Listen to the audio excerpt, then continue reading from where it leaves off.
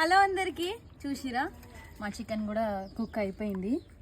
Mummy చేసిన chicken ఇవాళ water చారు చేస్తే అందులో చికెన్ ముక్కలు 2 పడ్డాయి, మిస్ అయ్యామనుకోకరి. ఓవర్ యాక్షన్ చేయకు రే, అందరు తినేసిర్రు. ఇది కదా ఉండేది టేస్ట్, నీకేం తెలుసు అసలు? ఇది కదా ఉండేది టేస్ట్. చూడండి చేసి ఎందుకురా, తినేటోళ్ళకే తెలుసు ఏటి విలువైన. తినని మా తమ్ముళ్ళు లాంటి వాళ్ళకి ఏం తెలుసు? అవును, వాళ్ళ అక్కడు కూడా చెప్తున్నాడు. ఇక్కడ చూసిరా, చికెన్ పకోడీ, ఫిష్ ఫ్రై అయితే ఇష్టం వచ్చినట్టు తిన్నా కాబట్టి ఇప్పుడు తిన్నా. చికెన్లో చికెన్ పకోడీ పెట్టుకొని చికెన్ గ్రేవీ వేసుకొని తింటుంటే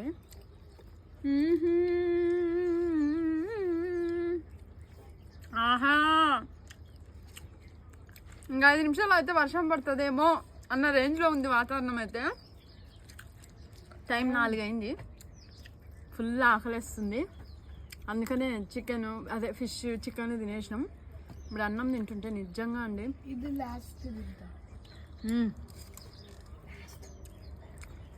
పిల్లలు కూడా లొట్టలు వేసుకుంటూ కుమ్మేస్తారు. ఎంత బాగుందో సాఫ్ట్గా. తెలుసారా, మన తెలంగాణలో బోటి చారు చేస్తారు. మీకు అది తెలుసో తెలియదో కామెంట్ చేయండి. చికెన్ చారు, ఆ బోటి చారు తిన్నోళ్ళు వదిలిపెట్టరు, అంత టేస్ట్ ఉంటుంది. అదే విధంగా ఈ చికెన్ చారు ఎక్సలెంట్ ఉంది. అన్నట్టు మమ్మీ రెసిపీ పెట్టింది, మీరు కూడా ఈ చికెన్ చారు చేసుకొని ఇంట్లో తినండి. ఈ ఎండాకాలం చల్లగా బాగుంటది. బాటిల్లో పట్టుకొని బయట పోండి, ఎండకి తట్టుకోలేరు, వడదెబ్బ తాకుతుంది, డిహైడ్రేషన్ అవుతుంది. అందుకే ఇవన్నీ తీసుకోవాలి. ఎండాకాలము మసాలాలు నూరి గట్టిగా తినకుండా ఇట్లా చారు వండుకొని తింటే సూపర్ టేస్ట్ ఉంటది, ఆరోగ్యానికి కూడా.